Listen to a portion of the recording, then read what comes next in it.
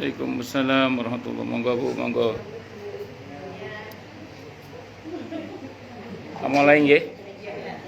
Assalamualaikum warahmatullahi wabarakatuh. Bismillahirrahmanirrahim. Alhamdulillahi rabbil alamin. Wa bihi nasta'inu ala umurid dunya waddin. Wassalatu wassalamu ala asyrafil anbiya'i wal mursalin Sayyidina wa habibina wa syafi'ina wa qurrati a'yunina wa maulana Muhammadin wa ala alihi wa ashabihi wa dzurriyyatihi ajma'in, amma ba'd. Asyhadu an la ilaha illallah wa asyhadu anna Muhammadar Rasulullah wa ufawwidu amri ilallah innallaha basirum bil ibad. Hasbiyallahu la ilaha illa huwa alaihi tawakkaltu wa huwa rabbul arsyil azim. Qala Allah Ta'ala fi kitabihil karim hikayatan an nabiyillahi Musa alaihi salam. Rabbi shrah li sadri wa yassir li amri wahlul 'uqdatam min lisani yafqahu qawli. Para asatidzah, para ibu-ibu sekalian, hafizani wa hafizakunallah. Wabil khusus segenap pengurus Majelis Ta'lim Sabila dan Sahibatul Bait, Ibu Nani Winata yang semoga pengurusnya dan jamaahnya, Ibu Nani beserta keluarga besarnya selalu dan kita semua selalu dalam naungan rahmat, barokah, perlindungan serta bimbingan Allah Subhanahu wa Ta'ala. Amin, Allahumma amin, insyaallah. Dan tentu saya doakan semoga kemuliaan ibu-ibu sekalian selalu dijaga dan ditingkatkan terus oleh Allah Subhanahu wa Ta'ala sebagai seorang muslimah, sebagai seorang istri, sebagai seorang ibu, dunia hingga syurga. Amin, Allahumma amin, insyaallah. Allahumma inna nas'aluka ilman nafi'a wa rizqan thayyiba wa amalan mutaqabbala wa fatahallahu lana futuhal arifin. Allahumma inna na'udzubika min ilmin la yanfa' wa amalin la yurfa' wa qalbin la yakhsha' wa du'a la yusma'. Allahumma ati anfusana taqwaha wa zakkiha anta khairu man zakkaha anta waliyuha wa maulaha. Amin, Allahumma amin, insyaallah. Masih melanjutkan kajian kita kitab Hayatus Sahabiyat. Qala al-muallif rahimahullahu ta'ala wa nafa'ana bihi wa bi'ulumihi fid dharain, amin. Bismillahirrahmanirrahim. Selanjutnya halaman 265. Ummul Mukminin Zainab binti Khuzaimah. Zainab binti Khuzaimah. Beliau gelarnya Ummul Masakin, ibunya orang-orang miskin. Karena beliau memang senang menyantuni orang-orang miskin. Mencintai orang-orang miskin dan menyantuni mereka itu bukan hal yang mudah. Karena kadang orang miskin yang ngeselin juga.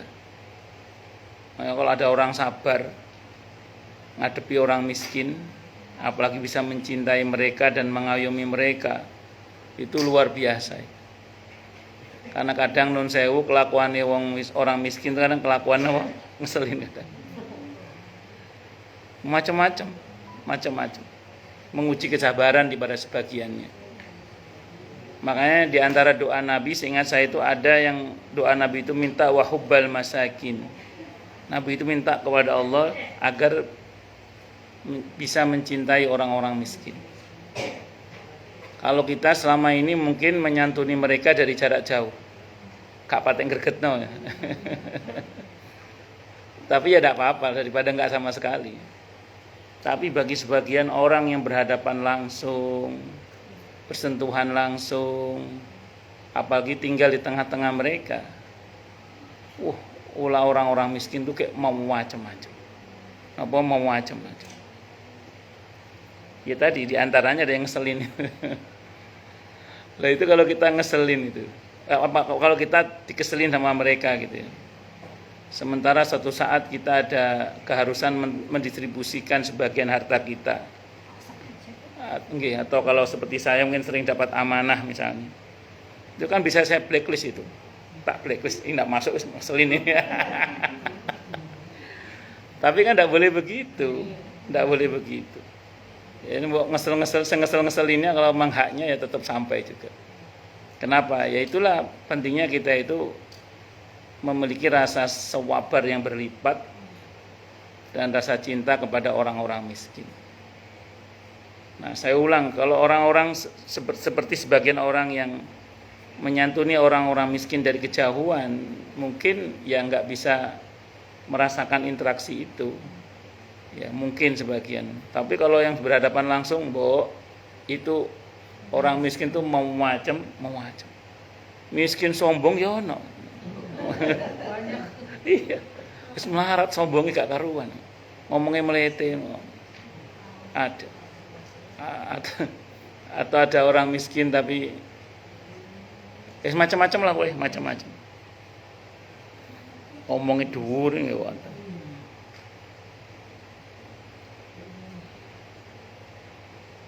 Tidak tahu terima kasih juga banyak. Semacam, ya untung kalau orang ikhlas nggak masalah sih. Cuman model orang kayak gitu dia ada gitu, maksudnya. Semua macam-macam.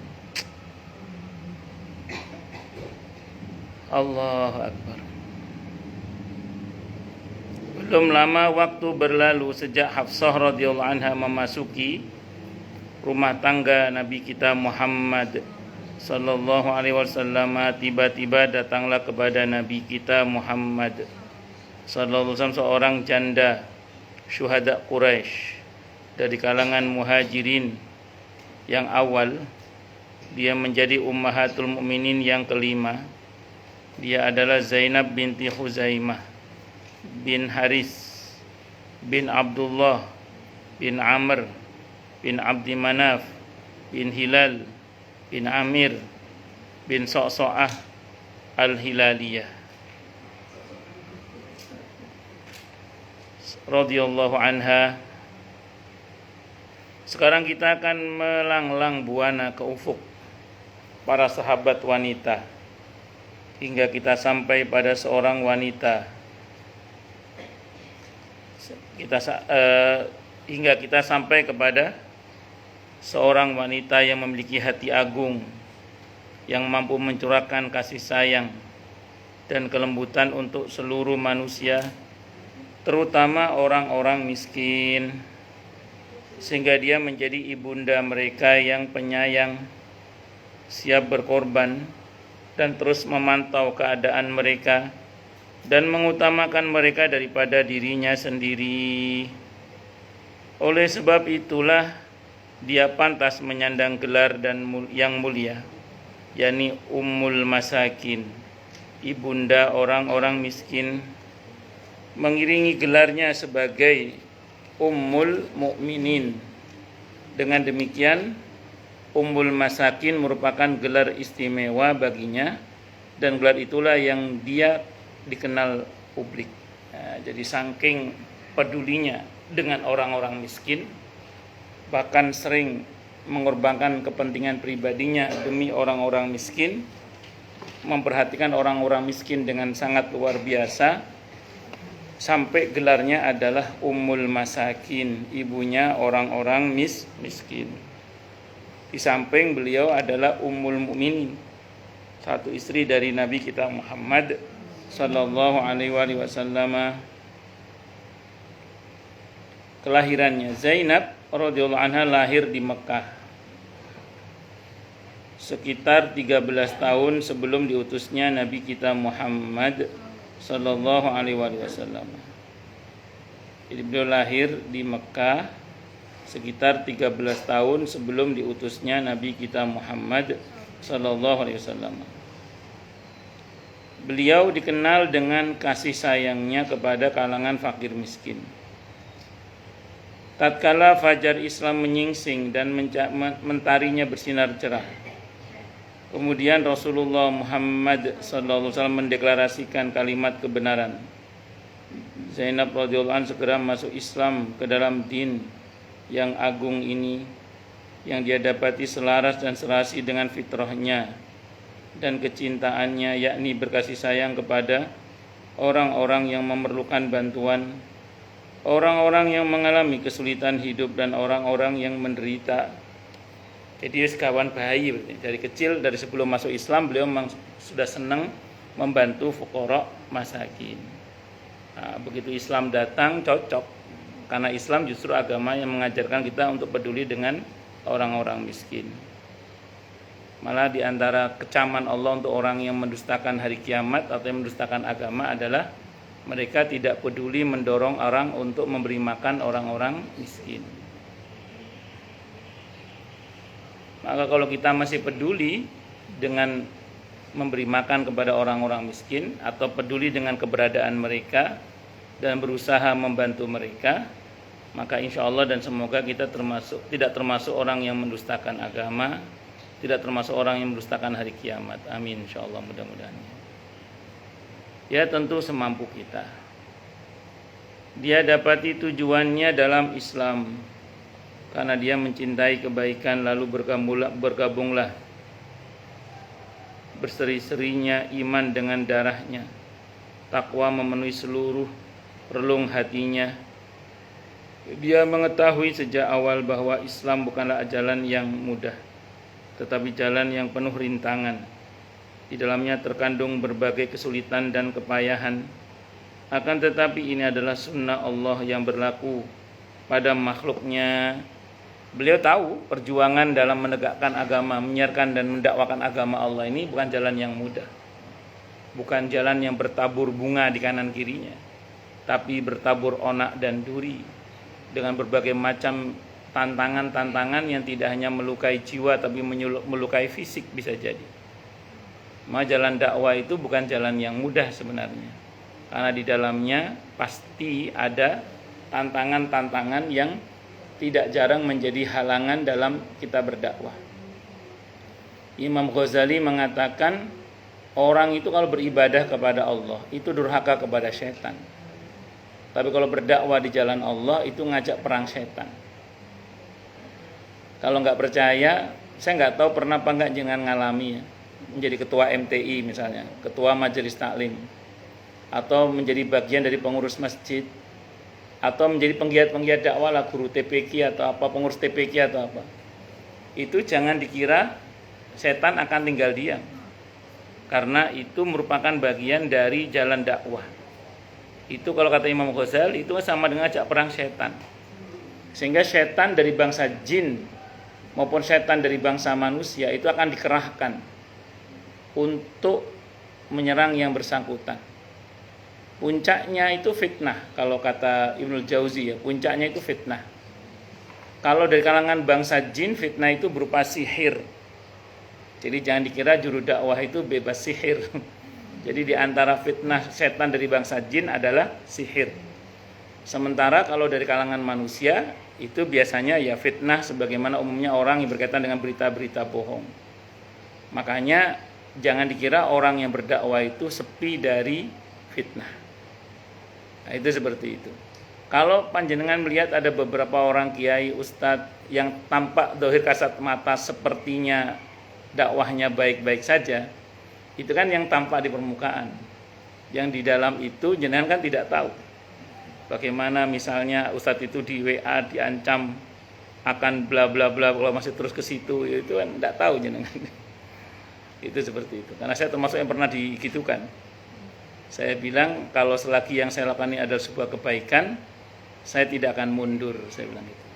Ya saya tetap datang. Ya, alhamdulillah sih enggak masih selamat, alhamdulillah. Itu seperti itu. Ya semacam-macam. Belum lagi kadang konflik antar jamaah yang membawa-bawa ustadz kadang. Kadang konflik intern DKM yang membawa-bawa apa? Ustadz kadang. Semacam-macam. Ya itu bagian dari tantangan dakwah. Jadi itu baru yang ujian dalam konteks menguji tahan bantingan. Kadang jadi ustadz juga harus tahan bantuan juga kadang. Gak cuma tahan bantingan tapi juga apa tahan bantuan. Apalagi musim-musim pilkada begini ini. Iya, harus tahan bantingan dan tahan bantuan. Iya, tahan godaan. Macam-macam.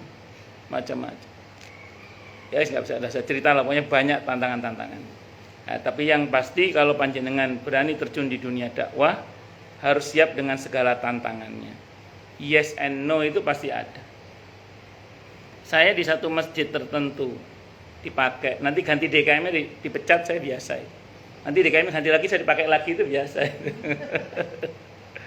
Ya cocok gak cocok, orang kan dakwah itu orang ada aja yang yes and no itu pasti ada saja. MTI juga gitu. Ketua MTI-nya siapa misalnya, saya dipakai. Nanti ketua MTI-nya ganti, saya dicopot, itu biasa. Nanti ganti lagi ketua MTI dipakai lagi, itu biasa gitu itu. Itu seperti itu. Jadi sunatullah dalam dunia dakwah itu begitu. Nah, makanya kalau jenengan masuk dalam dunia dakwah, siap-siap panah-panah fitnah itu menuju jenengan. Karena kata Ibnu Jauzi, puncaknya memang itu nanti puncaknya. Akan diarahkan panah-panah fitnah itu kepada yang bersangkutan itu karena ngajak perang setan. Saya ulang, kalau fitnah dari kalangan bangsa jin itu biasanya sihir. Biasanya apa? Sihir.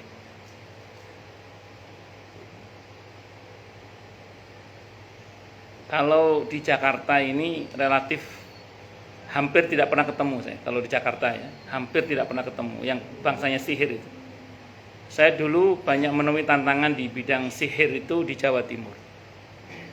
Saya pernah tugas di daerah Bojonegoro. Pas ngimami sholat maghrib, itu dari arah bawah, kayak kesetrum gitu, naik ke atas, gitu, naik ke atas. Pas ngimami sholat itu, kayak kesetrum dari arah bawah itu. Nggak tahu, saya kan ngimami, saya aduh apa yang ada. Terus saya nggak mau fokus melawan, saya fokus berserah sama Allah saja. Berserah sama Allah aja. Terus turun terus selesai sholat saya cerita sama ustadz itu. Kata ustadz di situ, alhamdulillah jenengan buat nopo-nopo. Ustadz yang kemarin lumpuh katanya. Ya alhamdulillah, semua kan kembali pada Allah. Dan di bawah situnya ada kabel, jangan-jangan juga, iya, jangan-jangan juga. Siapa tahu ada gitu. Betul Bu Dokter, saya juga gitu. Kayak kesetrum gitu. Bener, jangan-jangan ada juga, betul, jangan-jangan itu. Enggak tahu, enggak kepikiran. Makanya saya nanya. Saya nanya ada apa gitu. Oh, ya alhamdulillah kalau jenengan selamat. Ustadz sebelumnya itu katanya lumpuh. Oh, ya alhamdulillah. Itu satu. Terus kemudian saya masih ingat betul itu. Ketika itu saya mau ceramah di Kediri, di daerah Ngadiluwe. Kediri itu berkatnya khas. Jadi apa itu geduk pisang yang antep itu sama tahu kuning yang takwa itu. Disuguhi soto ayam yang masih perawan. Katanya ayamnya belum menelur berarti masih perawan. Di Kediri itu. Kira nonton yang Mojokerto. Nah, tapi orang di Kediri itu. Nah, khasnya kerupuk opil. Nanti kerupuk opil ya. Kerupuknya asin kayak opil rasanya. Oh, nggih sering. Kerupuk opil namanya. Tapi opilnya orang Kediri berarti gede-gede juga, kerupuknya juga gede-gede. Wong kerupuk opil kerupuknya gede-gede, berarti opilnya orang Kediri gede-gede juga.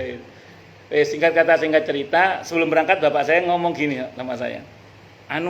Sing ngati-ngati, kata bapak saya gitu.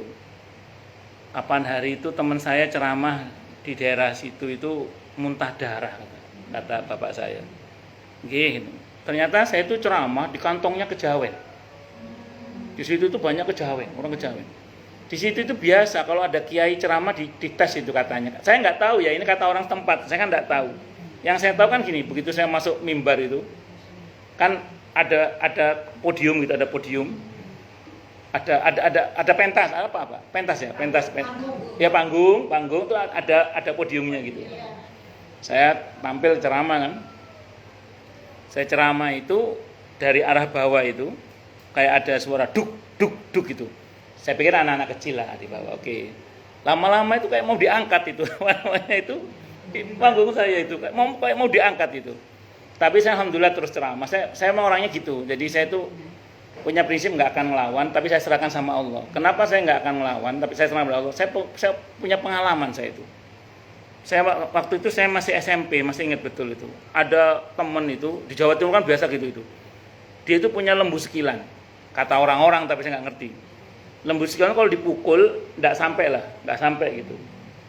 Saya masih SMP, mosok gak mempan. Saya baca itu. Bismillahirrahmanirrahim. Syai'un fil ardi wala fis sami wasam. Itu tahan nafas 3 kali saya tendang dia itu. Duas gitu. Mental dia itu. Mental saya tendang itu. Dia sakit, saya sakit 3 hari. Iya, jadi dia jebol memang itu. Saya pakai Bismillahirrahmanirrahim itu doanya Nabi itu. Jebol juga. Cuman mungkin karena saya salah niat kalau setelah saya belajar itu ya. Niatnya ngelawan, kalau ngelawan bentrok, lek bentrok iku engko padha lorone biasa. Itu kata orang guru-guru saya itu gitu. Sing betul serahkan sama Allah aja udah, serahkan sama Allah. Jadi kalau ada sihir itu kalau kita ngelawan niatnya, makanya nanti jangan tanya deh tukang-tukang ruqyah itu, pernah nggak kena dampaknya ruqyah itu? Pasti jawabannya ada yang sudah pernah kena. Kalau nggak dia, istrinya atau anaknya. Kenapa? Karena niatnya ngelawan. Yang betul itu katanya ngelawan jin itu jangan niat ngelawan, nyerahkan semuanya pada Allah, kita minta tolong sama Allah gitu. Maka di podium itu saya nggak niat ngelawan, wis kapok, wis tahu loro soalnya. Akhirnya saya serahkan sama Allah aja, hasbunallah. Saya pikir saya wa fawwidu amri ilallah innallaha basir. Saya serahkan sama Allah aja sampai selesai ceramah saya. Terus berikutnya kiai yang kedua ceramah, Kiai Hisnullah Surabaya itu. Kalau mungkin pernah tahu Kiai Hisnullah Surabaya itu, bareng sama beliau saya satu mobil itu. Beliau ceramah. Baru 15 menit ceramah sambil berdiri tidak kuat minta kursi duduk beliau. Turun dari mimbar itu mesah-mesuh. Wah, kurang ajar arek-arek dikerjain aku. Kayak ngadeg 15 menit wis gak kuat ngadeg aku jare. Terus orang situ cerita, ngapunten yai, mriki men daerah Kejawen. Biasanya wonten kiai atau menceramah mesti dites jadi. Sakti apa ora? Soalnya lumayan sakti lah berarti saya. Tapi saat itu saya enggak merasa ngelawan, saya serahkan sama Allah. Itu kejadian yang saya rasakan. Tapi bapak saya udah ngingetin sebelumnya.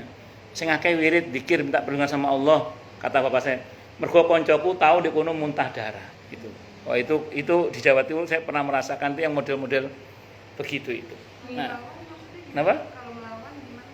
Misalnya contoh ya misalnya. Maaf ya misalnya ada orang kena sihir nih misalnya. Kayak contoh gini deh, saya pernah suatu saat itu ada putrinya jamaah saya itu kayak kena pelet gitu loh. Kayak kena pelet. Saya orang melet. Terus saya nggak ahli, biasanya saya menghindar kalau begitu, saya nggak mau saya biasanya. Cuma saat itu karena saya sudah terlanjur datang ke situ, akhirnya si anaknya didatangkan ke saya kan, melotot gini, ngeliat saya itu melotot gini. Saya kan juga agak takut dipelototin, soalnya melototin kan cewek gitu. Nah terus kemudian melotot gitu, dan saya ini yang saya bilang saya nggak ngelawan. Saya serahkan sama Allah sambil baca la haula wala quwata illa billahil aliyyil azim.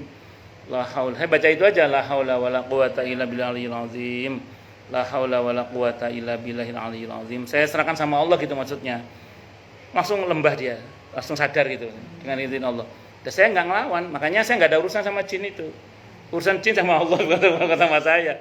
Karena kalau urusannya sama saya, kata pengalaman orang-orang yang ruqyah itu kadang tetap kena dampaknya kalau nggak kita, kadang ke anak kita atau ke istri kita, karena jin itu dendam. Nah, jin itu umurnya panjang gitu loh. Kadang kita sudah mati, kita selamat, tapi anak cucu kita, nah itu kata ulama-ulama ahli ruqyah itu gitu. Makanya dulu setelah saya pelajari, saya ngaji-ngaji itu ya, saya pelajari kitab-kitab berkaitan dengan itu saya mengambil kesimpulan bahwa untuk menghadapi bangsa-bangsa jin seperti itu jangan niat ngelawan. Niatnya apa? Niatnya menyalahkan mereka sama penciptanya, sama Allah.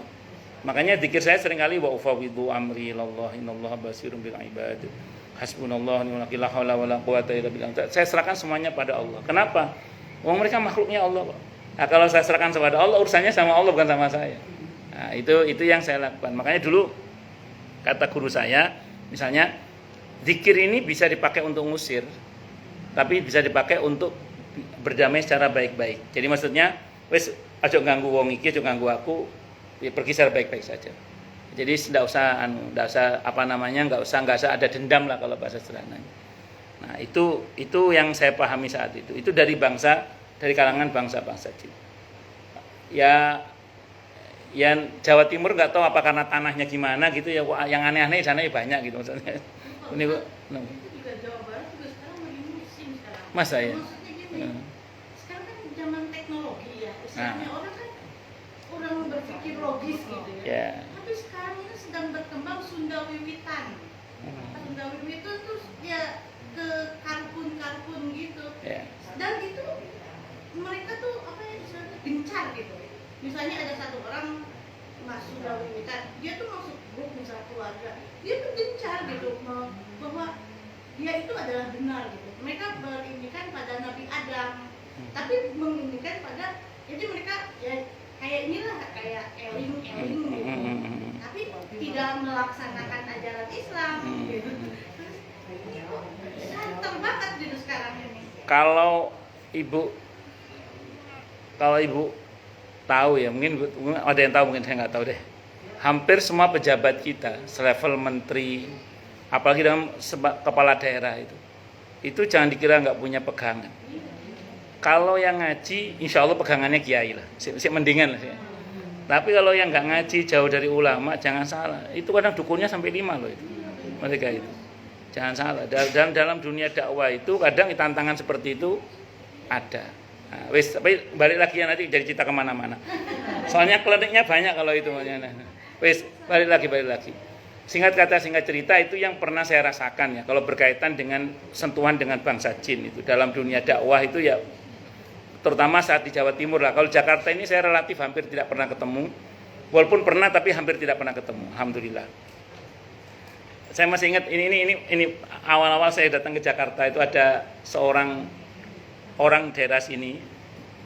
Saya datang kan, begitu saya datang ada orang setempat ngomong, Ustadz, orangnya kayak serem gitu. Orangnya senang tidur kuburan orang. Bukan juru kunci, memang senang tidur kuburan orangnya. Terus ya orang aneh lah gitu. Orang aneh itu. Terus dia datang, Ustadz katanya, ada apa? Setan sini tidak suka sama Ustadz. Setan sini nggak suka sama Ustadz. Pertama saya kaget. Terus saya tersenyum. Ustadz kok tersenyum? Alhamdulillah setan nggak suka sama saya. Lah kalau setan suka sama saya kan repot. Alhamdulillah setan nggak suka sama saya. Saya seneng saya kan. Jadi dia nggak jadi nakutin saya akhirnya.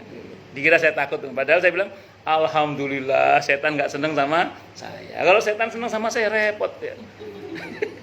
Paham maksudnya ya? Semacam-macam. Itu kejadian aneh-aneh. Tapi jarang di Jakarta sih jarang. Api ada tapi jarang. Pernah tapi jarang. Jawa Timur agak kerep. Allahu Akbar, semacam-macam, nggih, macam-macam. Nah, kalau jin dari setan dari manusia ya fitnah, dalam arti berita bohong. Ya, mbo dikabar nopo, mbo disalahpahami apa, mbo ucapannya nanti dipelintir sana, pelintir sini, semacam-macam. Ulah sebagian orang. Itulah risiko dalam dunia dakwah itu. Ya, dalam dunia dakwah itu kadang ya begitu itu ya ada. Dan itu biasa itu. Terus gimana ya, banyak berserah diri kepada Allah. Karena kalau ngelateni setan capek. Ngelateni setan apa? Capek. Serahkan sama Allah aja. Serahkan sama Allah. Sampai mana tadi, Bu?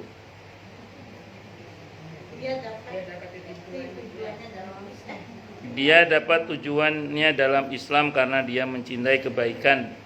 Lalu bergabunglah berseri-serinya iman dengan darahnya, takwa memenuhi seluruh relung hatinya. Dia mengetahui sejak awal bahwa Islam bukanlah jalan yang mudah tadi itu ya, sudah itu ya tadi ya. Sekarang tiada beban yang dia tanggung kecuali dia harus berkorban dengan pengorbanan yang utama dan mulia dalam menolong din ini dan mempertautkan hati manusia kepadanya, serta dalam rangka memasukkan manusia ke dalamnya secara berbondong-bondong. Dengan itu dia yakin bahwa dirinya akan mendapatkan apa yang dijanjikan Allah Subhanahu wa taala. Karena Allah berfirman di surah At-Taubah ayat 100 yang artinya, orang-orang yang menjadi pendahulu yang awal dari kalangan Muhajirin dan Ansor dan orang-orang yang mengikuti mereka dengan kebaikan, Allah meridhoi mereka dan mereka pun ridho kepada Allah. Allah menjanjikan untuk mereka jannah-jannah yang mengalir sungai-sungai di bawahnya. Mereka kekal di dalamnya selama-lamanya. Itulah kesuksesan yang besar. Jadi karena yakin dengan janji Allah, maka beliau tetap istiqomah dalam kebaikan itu. Orang itu kalau yakin dengan janji Allah, mbok godaan kanan kiri menggoda bagaimanapun, dia nggak akan bergeming. Kenapa? Karena yang dia fokus adalah balasan dari Allah. Kita nggak usah ngomong perjuangan dulu deh, ngomong di intern keluarga saja. Kadang cobaan seorang anak itu adalah ketika dia mencoba berbakti pada orang tuanya, kadang baktinya kurang dianggap, tidak diapresiasi gitu. Nah, sementara anaknya yang durhaka malah disayang, itu sebagian cobaan bagi anak. Sehingga ada beberapa jamaah itu konsultasi ke saya itu sampai kasihan sama suami saya. Suami saya itu berbakti sama ibunya, Ustaz. Kalau ibunya itu minta duit misalnya, itu sama anaknya, sama suami saya itu dikeluarin dompetnya, udah mama ambil sendiri. Ambil berapa terserah mama. Ya karena yang banyak bukan di dompet, di ATM. Tapi maksudnya itu gambaran kedermawanan anaknya gitu ya maksudnya ya. Terus kemudian kalau ibunya minta baju, itu nggak dibeliin satu, Ustaz, dibeliin 10. Saking berbaktinya anaknya ke ibunya, pengen ibunya bahagia. Tapi di mata ibunya, anaknya ini, suami saya itu salah saja Ustaz di mata ibunya. Pokoknya enggak diapresiasi, malah dimarah-marahi terus gitu. Saya sampai kasihan sama suami saya itu. Nah, saya bilang sama beliau, saya sampaikan ke suami, ibu, enggak usah fokus sama balasan ibundanya ke beliau. Fokus saja pada balasan Allah kepada beliau. Karena apa? Karena kalau sampai suami ngambil kesimpulan, udah mama ngeselin, saya enggak berbakti lagi deh. Ya udah, salah dia. Nah, yang betul adalah bismillah, tetap berbakti walaupun misalnya mungkin ibunya tidak merespon baktinya. Malah kadang ya tadi itu yang sering itu anak yang kurang berbakti malah disayang. Itu ya, malah kadang uang dari anaknya itu dikasih ke anaknya yang satunya lagi itu. Nah, itu kadang kan itu cobaan yang luar biasa. Kayak begini-gini kan enak ngomongnya aja, kadang prakteknya sulit pakai itu. Nah, terus sebaliknya, kadang orang tua juga gitu, diuji oleh Allah, naudzubillah, ada anak yang mohon maaf, sudah tidak tahu diri, tidak tahu berbakti juga sama orang tua. Padahal orang tuanya sudah sayang banget sama dia misalnya. Nah, ini kan juga cobaan. Apakah orang tua ini akan tetap berbuat baik kepada anaknya atau tidak? Karena istilah gini, kalau mantan istri, mantan suami mungkin ada ya. Tapi kalau mantan orang tua, mantan anak kan tidak ada. Maka itu yang sering saya bilang di mana-mana itu, yes, mbok dihitung tekon diwae, itu ya anak. Anak itu tidak ada mantan anak. Ya, terus bias, kalaupun misalnya orang tua capek menasehati, jangan pernah capek mendoakan.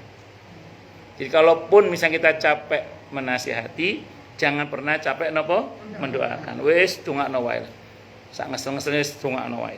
Doakan. Ya begini-gini saya ulang, memang kadang enak ngomongnya, kadang prakteknya tadi sulit pakai. Ya kita fokus pada balasan dari Allah saja. Nah, di dalam berdakwah juga begitu. Misalnya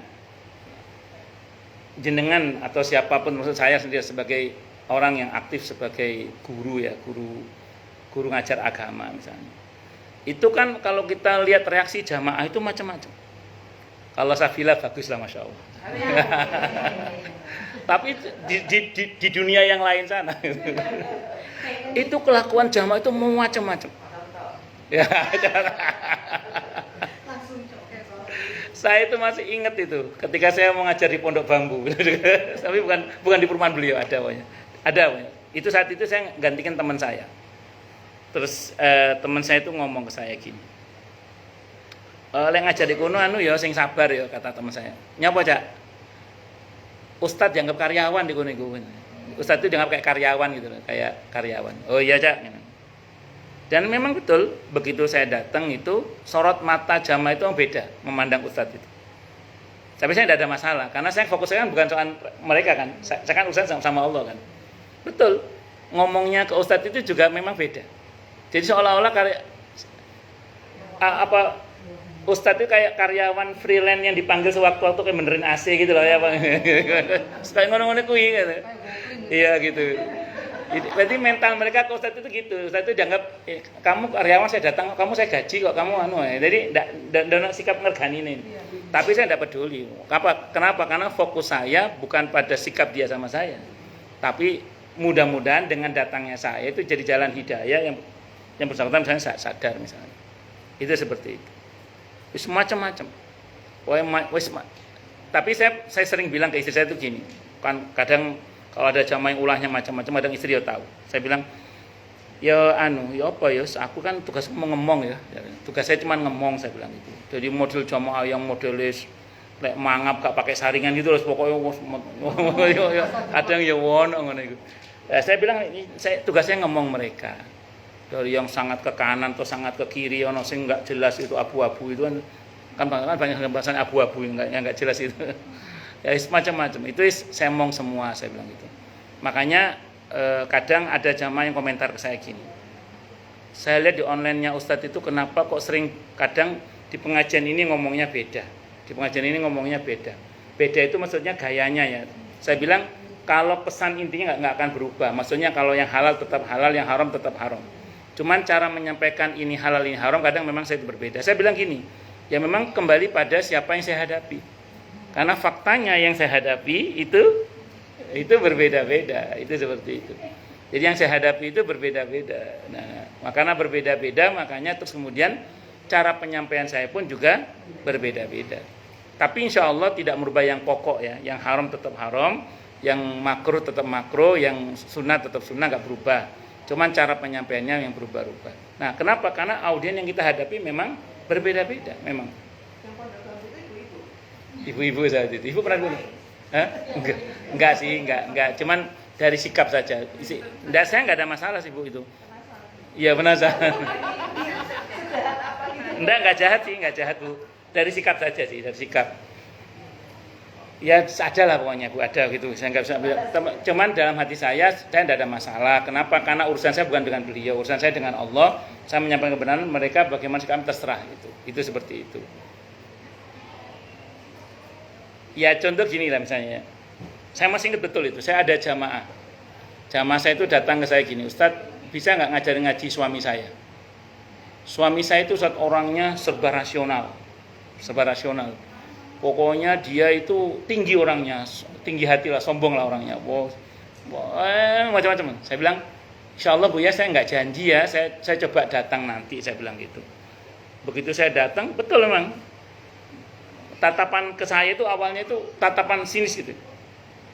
Terus seperti nadanya itu seperti merendahkan. Nanti ngomongnya ternyata tercermin itu. Semua itu tercermin itu. Tapi saya tidak ada masalah. Kenapa? Karena kalau saya datang ke macan sebagai macan siap menghadapi macan. Saya tidak datang sebagai macan, saya datang sebagai cacing. Jadi dia sudah siap dengan mental macan dan intelektualitasnya. Begitu saya datang sebagai cacing, dia malah bingung. Loh, iki piye to ngadepi kok.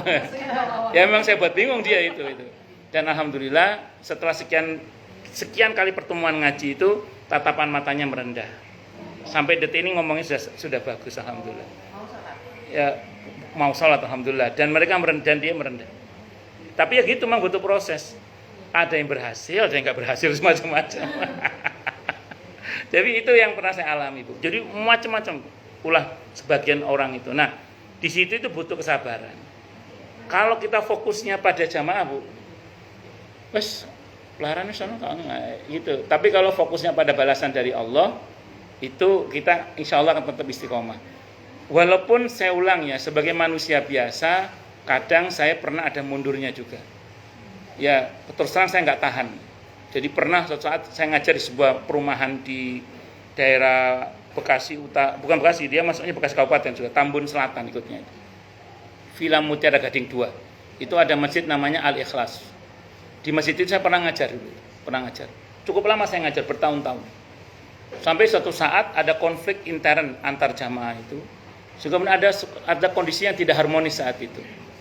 Bayangkan ya, di tengah-tengah saya ngajar, tiba-tiba di sudut sebelah masjid itu ada yang zikirnya kenceng banget, sengaja, sekelompok orang. Itu darah saya mendidih itu. Maksud saya enggak apa-apa Anda zikir keras, tapi jangan pas saya ngajar gini dong. Kan ngenyek nah itu namanya itu. Itu mendidih darah saya itu. Hampir saya ajak berkelahi itu. Sekali, 2 kali kok masih gitu terus. Saya bilang sama pengurusnya, iya. Saya bilang saya mundur aja, saya bilang. Enggak tahan saya itu. Karena saat itu usia saya masih 30 ke bawah saat itu. Masih muda-mudanya. Jadi masih udah tak jak gelut aja saat itu. Akhirnya saya mundur itu. Enggak tahan saya, mundur saya. Itu satu. Ada lagi yang saya enggak kuat mundur itu ketika saya dipaksa untuk mengikuti maunya jamaah. Itu enggak sanggup saya itu. Ya kan gini misalnya, Ustadz ngajarkan sesuai dengan sunnah. Kalau sunnah ini maksud sunnah Nabi kita Muhammad SAW, saya mau saya. Tapi kalau sunnah ini maksud sunnah versi dia, dan saya dipaksa untuk seperti dia, angkat tangan saya. Udah sampean wawon saya mundur aja. Kenapa? Karena nanti saya tidak tulus nanti. Kenapa? Karena kalau dia minta sunnah Nabi Muhammad SAW, saya ajak sunnah itu. Tapi kalau dia minta sunnah versi pemahaman mereka, sehingga kalau yang tidak sunnah pemahaman mereka dianggap tidak sunnah, aku mundur. Itu karepmu, duduk karepku itu. Nah, lek gelem tak mau ngayo, lek gak gelem ya aku sing mundur wae lah gitu. Dan itu ada yang begitu itu, yang sangat mendominasi sekali. Dan saya nggak nyaman kalau begitu itu. Nah, sebagai manusia biasa ya, kadang ada mundurnya juga saya itu kadang. Tapi dari 100 kali mungkin yang mundur itu 2 atau 3 kali itu. Jadi ya manusiawi lah. Ya tadi intinya fokusnya pada balasan dari Allah itu. Kalau kita fokus pada balasan dari Allah, insya Allah sih lebih kuat lah. Walaupun saya ulang sebagai manusia kita punya batas. Ada masa di mana ampun nyerah gak kuat katanya. Itu seperti itu. Ada juga. Jadi enggak cuma angkat tangan tapi angkat kaki juga. Itu ada saatnya juga kadang seperti itu. Sesungguhnya itulah iman yang menciptakan keajaiban, iman yang menjadikan manusia menyepelekan kelezatan dan tuntunan hidupnya sehingga dia tidak berpaling padanya. Kemudian dia mendahulukan yang baik dan yang kekal di sisi Allah Ta'ala. Maksudnya kalau orang ingat pada balasan dari Allah, dia akan lebih fokus pada yang benar, bukan pada yang enak gitu loh.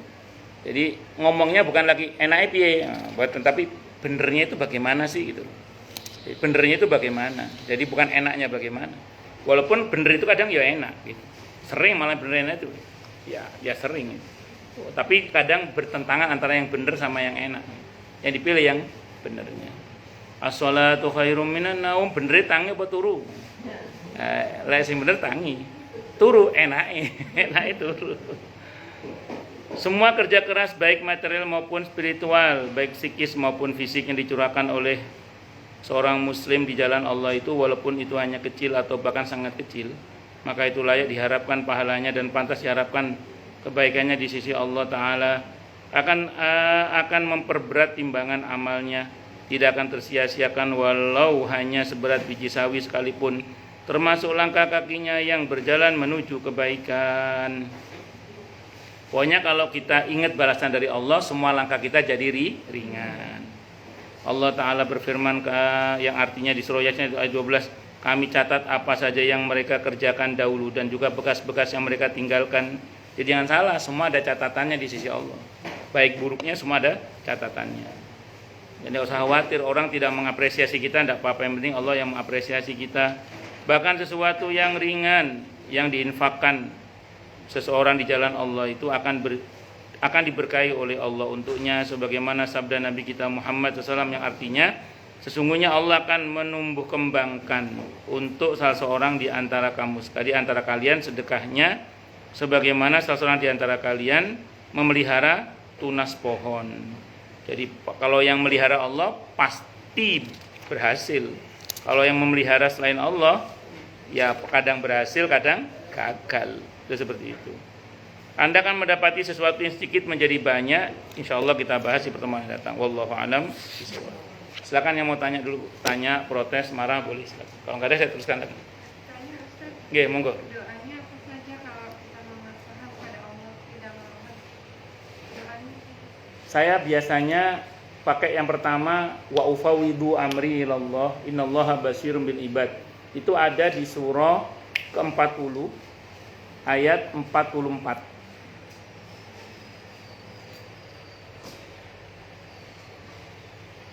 Itu janji Allah, semua rencana jahat Fir'aun kepada Nabi Musa kan batal gara-gara bacaan itu. Malah menghantam dirinya sendiri. Jadi semua rencana jahat orang sama kita insya Allah batal, termasuk jin. Bahkan tidak jarang kalau mereka punya rencana jahat sama kita malah menghantam diri mereka sendiri. Itu kalimat tawakalnya Nabi Musa dan Bani Israel saat itu, yaitu wa ufawwidu amri ilallah innallaha basyirum bil ibad. Aku serahkan urusanku kepada Allah, sesungguhnya Allah Maha melihat hamba-hambanya. Surah ke-40 ayat 44. Janji Allah di 45-nya itu. Dan Al-Ghafir atau surah ke-40 atau surah Al-Mu'min sama saja. Itu semua rencana jahat orang kepada kita insya Allah batal, termasuk jin, setan. Bahkan tidak jarang itu akan menghantam diri mereka sendiri. Yang kedua, saya biasanya menggunakan kalimat hasbunallah wa ni'mal wakil.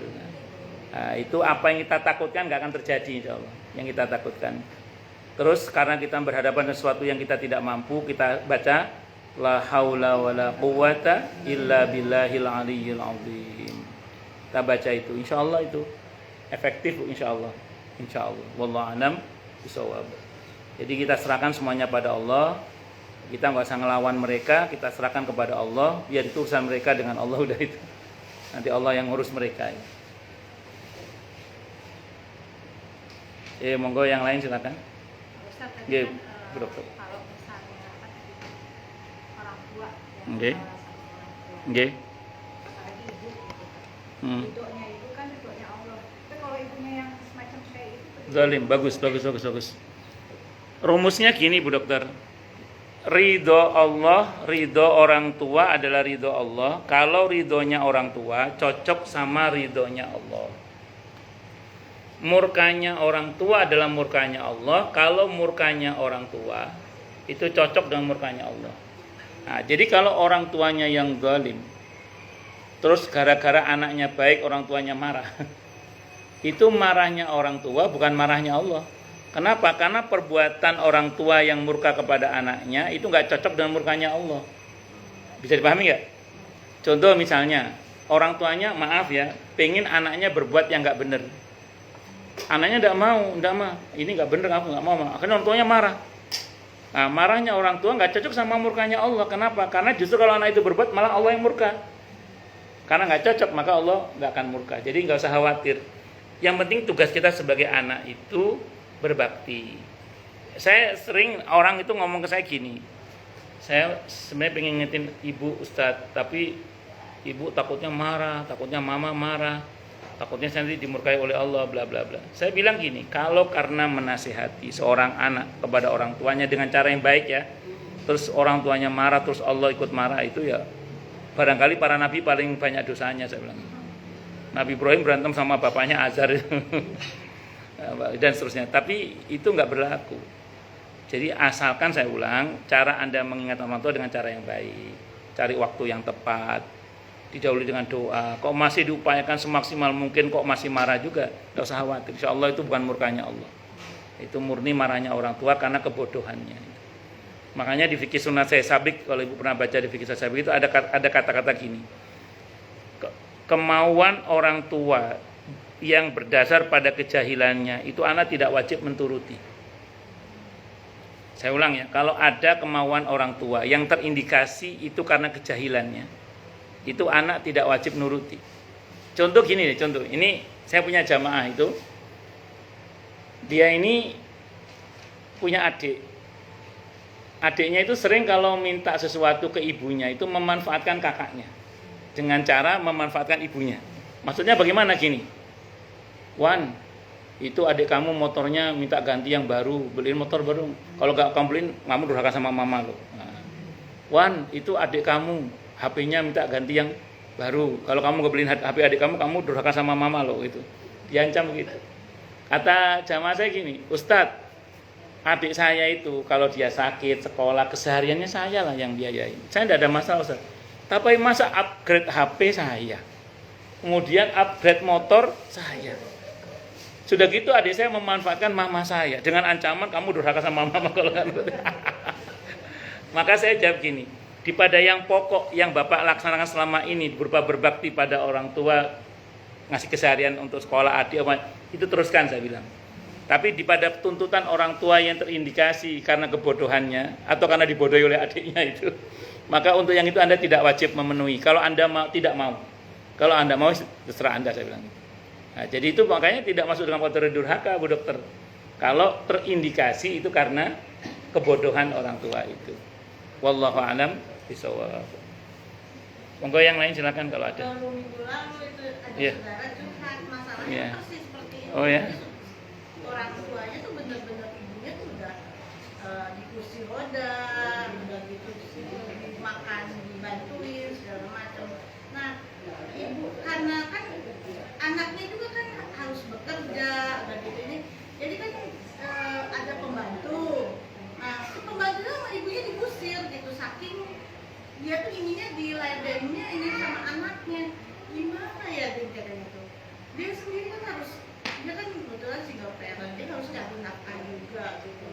Udah gitu dia juga kan mungkin harus pergi-pergi segala macam, nggak selalu harus standby di situ. Udah gitu memang anak itu selalu dibedain dari kecil sampai dari 5 anak satu-satunya yang nggak punya akte lahir dia. Subhanallah. Sampai waktu mau haji dia, Bu, saya mau bikin akte lahir, bikin aja sendiri. Subhanallah. Udah gitu waktu sekolah dia nggak boleh sekolah tinggi-tinggi. Dia hanya lulus SMK. Nggak ada, kakaknya kan ada yang kuliah, yang anak laki gitu. Yang perempuan kan dibedain. Tapi setelah tua sekarang diurus sama anak perempuannya. Kasian gitu saya gitu. Iya. Aduh, saya nasihatinya gimana ya? Pasti gitu. Udah kan berarti bener. Iya. Kata Ustaz, Iya. ingat Allah aja gitu. Iya betul. Itu bagus. Yang kedua gini, tadi polemik itu sering terjadi. Jadi gini misalnya gini ya. Ada 2 orang anak misalnya, yang satu punya kemampuan finansial, yang satu punya waktu banyak. Dan saya jauh ada jamaah saya orang Pondok Kelapa sini. Itu dia bilang gini, akhirnya gini, kakaknya bilang, kan kakaknya kan harus kerja, tidak mungkin membersamai orang tuanya. Dia bilang sama adiknya, Dek, kamu kan punya waktu tenaga untuk menemani orang tua. Udah, kamu jaga mama, jaga papa, kamu saya gaji. Artinya secara finansial, ya jadi ini bagi tugas namanya ini. Kan tidak mungkin kemudian misalnya dia yang jaga sementara akhirnya secara ekonomi keteter kan. Memang sebagian, makanya kayak kasus si anak tadi itu, ketika misalnya dia memang harus bekerja mencari nafkah, kerja saja. Mau ibu ngerewel bagaimana, terserah. Yang penting kita udah siapkan pembantu. Soal nggak rela terserah. Kenapa? Karena harus menafkahi. Sementara anak yang lain belum tentu peduli misalnya kan seperti itu. Kecuali anak lain peduli ya. Udah Dek, kamu nggak usah kerja, kamu mas gaji misalnya. Itu seperti ya monggo kalau begitu. Tapi kalau nggak ada itu, ya enggak kan rasanya kan itu. Ya, itu yang namanya orang tua kadang bertindak atas dasar kejahilannya. Dan sebenarnya orang tua seperti itu kasihan sebenarnya. Kenapa? Karena dia telah zalim kepada anaknya sebenarnya. Kasihan loh. Ada masalah sampah emosi lah istilahnya di orang tua itu ada. Ya, wallahu orang a'lam. tuanya lagi biasanya. Mungkin juga saya juga punya kawan seperti itu juga. Saya punya teman satu pesantren dengan saya. Itu dari sejak lahir tidak pernah disusui sama orang ibunya. Ibunya nggak mau nyusuin pokoknya. Pokoknya dia dibedain sendiri aja sama oleh ibunya, nggak tahu kenapa itu. Nah, padahal adik-adiknya sama kakak-kakaknya itu disikapi dengan baik semua, kecuali teman saya ini. Dari sejak lahir udah nggak mau nyusuin dia. Makanya dia secara emosional ke ibunya kurang, tapi justru pada akhirnya paling berbakti anak yang begini ini malah paling berbakti. Dia justru yang paling berbakti sama orang tuanya. Yang anak yang dibuang itu justru yang paling berbakti kadang malah. Ibunya mah tetap begitu aja udah. Ya begitu ya. Wallahu a'lam bishawab. Ada lagi? Ya, kalau gitu orang tua kan Harusnya, betul. Itu kenapa saya? Nah, ya makanya itu. Kalau misalnya dia masih ngapain, Mas ini ibu saya kan nggak ada bantu misalnya kan, Mas nanya, saya bisa. Harusnya, iya kalau punya nyali ngomong gitu. Kalau punya nyali, kalau nggak punya nyali kan repot tuh dokter. Ya memang kalau punya nyali begitu. Ya. Pokoknya gitu yang saya kasih tahu ya, bahwa dalam agama ada monggo. Ada masa di mana orang tua kadang bertindak atas dasar kejahilannya. Dan makin tua makin jadi malah. Ya itu tadi, pokoknya kalau udah kerja aja. Kalau punya nyali sampaikan ke anak laki-lakinya. Karena itu kewajiban anak laki-laki sebenarnya. Anak perempuan tetap wajib berbakti tapi tidak sewajib anak laki-laki. Jangan salah ya, anak perempuan tetap wajib berbakti loh ya. Jangan dengan dalih saya kan ada suami, ke suami enggak. Walaupun ada suami tetap wajib berbakti pada orang tua, hanya ke suami lebih utama daripada ke orang tua. Anak laki-laki lebih wajib daripada anak perempuan. Dan kita aja rumusnya itu. Nah, tapi tetap wajib. Jangan dikira enggak wajib gitu. Wallahu a'lam bishawab. Ada lagi? Cukup dulu nih.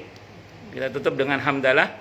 Alhamdulillahirabbil alamin. Semoga kajian kita bisa bermanfaat, mubarakah fid dini wa dunya wal akhirah untuk kita, keluarga kita dan seluruh umat Islam semuanya, dan mudah-mudahan kita semua dijadikan oleh Allah sebagai orang-orang yang sukses dunia akhirat, selamat dunia akhirat, bahagia dunia akhirat, dan dipermudah setiap urusan kita oleh Allah fid dini wa dunya wal akhirah. Semoga Allah limpahkan hidayah selalu untuk kita, semoga Allah tingkatkan selalu hidayah untuk kita, dan semoga Allah berikan hidayah untuk siapapun yang melihat kita. Subhanakallahumma bihamdika asyhadu an la ilaha illa anta astaghfiruka wa atubu ilaik. Sallallahu alaihi Muhammad wa ala alihi wasallam. Saya mohon maaf.